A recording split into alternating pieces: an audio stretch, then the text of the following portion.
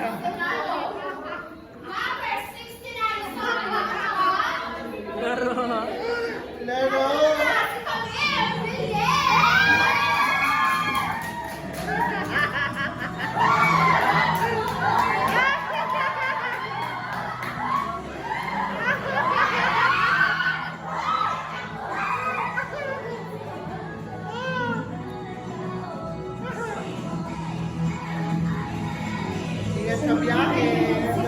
Sa biyahe.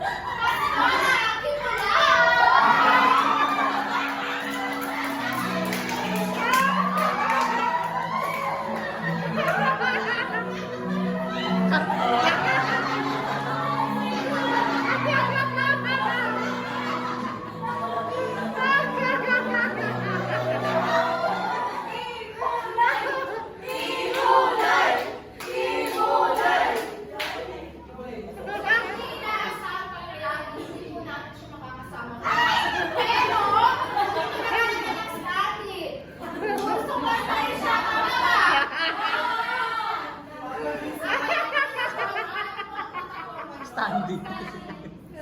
Siyempre, hindi siya sasagot kasi standing siya. Pero, ang plataforma niya, lahat kayo ay aangat sa langit!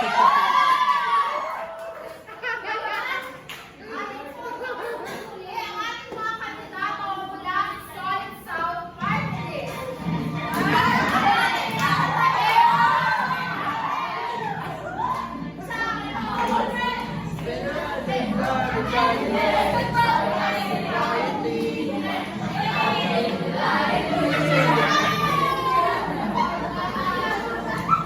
Aaron.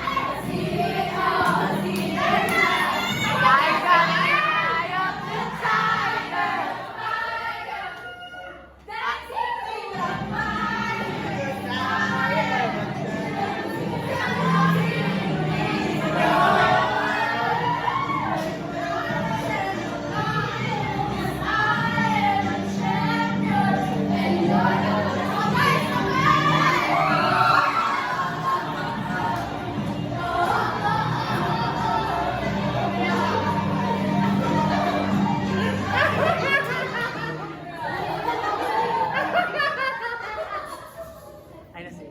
Ayun siya, si Pastor. Si Digo. Kala ko nasa ICC ka.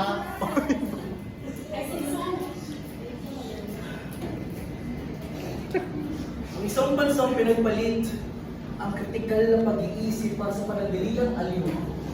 Ang isang bansang Lift up siya, ma. Time.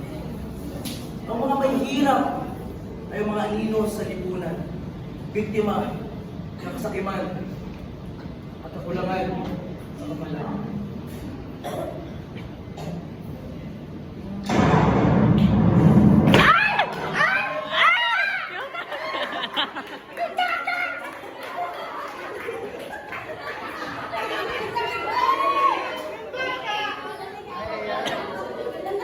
Nabasan! Eyes on me. Eyes on you! So, kung titignan natin, ang gobyerno ng Pilipinas ay tila isang malaking sirko. Katatawanan. Isang pagtatamhan ng mga payaso na naglalakad sa bulwakin ng halalan. Mga mukhang pakulit-kulit at tila ba ginawang kapwaan ng politika. Ang tanong, patuloy bang tatangkilikin ng mga butanteng Pilipinong palabas nito? O panahon na para sa tuloy na pagpapagod? Manatiling nakatutok. Pareho mo ha? Pareho. Kung ating mapapansin, ang mga mamamayan ay para lamang manonood sa isang sirkus o palabas pagdating sa politika. Sila ay tila walang pakialam sa politika dahil sa kulangan ng tiwala sa sistema, pagkabigo sa mga nakaraang tinirahan, at kawalan ng edukasyon o kamalayan, hinggil sa tunay na epekto ng kanilang partisipasyon. Ang madalas makabiwalian, ang mga komisyong hindi natupad, at ang pagdingil sa politika bilang isang larong personal na interes kaysa sa serbisyong publiko ay nagiging sanhi ng pagkabahala at apathy sa mga mamamayan. Karamihan sa mga tao ito ay mga nasa laylayan ng lipunan. Kaya't madaling maingganyo ng mga pangako ng mga tumatakbong payaso. At ang epekto nito ay nakararanas ng matinding kahirapan ng ating bansa dahil nga sa wala silang pakialam at hindi marunong pumili ng magaling at epektibong kung kaya't hindi nila nararamdaman ang epekto ng kanilang mga maling desisyon at tila ginagawang hindi nyo na lang ang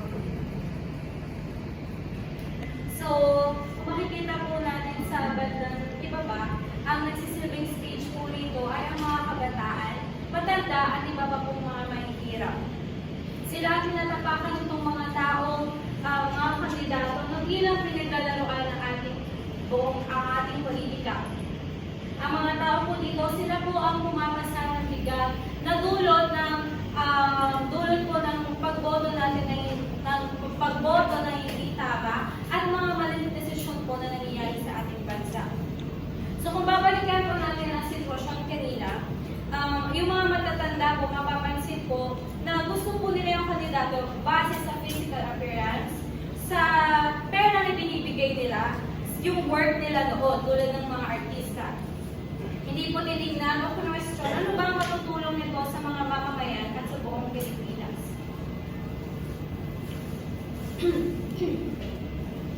Sunod naman po, ang nais Padilla ni Rizal kung may pagkakataon siya o napadaan siya sa ganoong sitwasyon. Unang-una, ang isang bansang ipagpalit ang kritikal na pag-isip nito sa panandalian natin ay isang bansang nakatakdang bumagsak. Kung i-interpretasyon po, kung bibigyan natin ng interpretasyon, maaaring dalawa ang pagbibigyan ni Rizal ng mensahe. Una, sa mga politiko, na bagamat sila nagbibigay ng alin, hindi na ginagamit ang kritikal na pag-iisip ng pagpili ng magandang plataforma na lahat ay magbibigyan ng boses at magbibigyan ng magandang buhay. Tama. Kung sasabihin nyo na ang kahirapan ay hindi bunga ng mga pagpili natin sa mga politiko, nagkakamali po tayo. Dahil kung gaano pa ang pagkayod ng mga mahihirap sa lipunan, kung hindi nagbibigay ng sapat na plataforma at magandang idea para maangat sila sa kahirapan, ay wala din mangyayari. Pangalawa, ang mga tao na nabibigyan ng alin. Minsan, dahil nabibigyan tayo ng saya, katulad kanina, hindi na natin nabibigyan kritikal ng pag-iisip. Sino ba ang dapat natin piliin? Ano ba ang mga magandang plataforma na nakahari? Minsan, ang mga tao hindi nagbibigay ng alin ay ang mga sinisintabi natin. Kung sino ang nakakapibigay sa atin ng entertainment, sila yung mga pinipili natin. At ayon ay bunga ng kahirapan, ang hindi magandang pagpili ng mga politiko na inahalal natin sa ating gobyerno. Pangalawa, ang mga mahihirap ay mga anino sa lipunan, mga biktima ng kasakiman, at kakulangan sa kamalayan. Ang mga mahihirap ay mananatiling anino kung ang pagpili natin ng mga politiko ay hindi angkop kung anong dapat kailangan sa gobyerno. Mananatili silang anino na humihingi ng boses, mapagbigyan at makita na maging isang tao. Ang isa ring kahirapan ay bunga ng kasakiman. Totoo naman, di ba? Kung mananatili ang kadiliman ng kasakiman sa gobyerno at ang pagpili natin ay patuloy na naghahangad o yung mga naghahangad ng kasakiman ay walang pagbabago. Dahil naniniwala po kami, ang senyales ng pagbabago ay ang pagkatuto. At ang senyales ng pagkatuto ay ang pagbabago. Sabi ni Rizal, kung walang pagbabago, ibig sabihin hindi tayo natuto. At kung hindi tayo natuto, walang pagbabago. Mananatili pa rin tayo mahirap. Sa huli, bago matapos ang lahat, nais ko lamang i-bakayan na kung paano namin ginawa itong poster na ito. Itong poster na ito ay gawa po ito from sketch na gamit namin ay pencil, marker, tapos po ay color pencil po, oil pastel. Yun po yung ginamit po namin dito sa base po namin pati sa mga tao po dito sa ilalim. Kung mapasin nyo po, meron po dito isang naka-highlight po talaga yung mga tao na po natin. Ito po ay caricature po, digital art po ito. So kung kayo mag-alala, din po namin itong ginawa sa kung saan man lang po ay sarili gawa po namin itong drawing na po ito. Digital art po siya.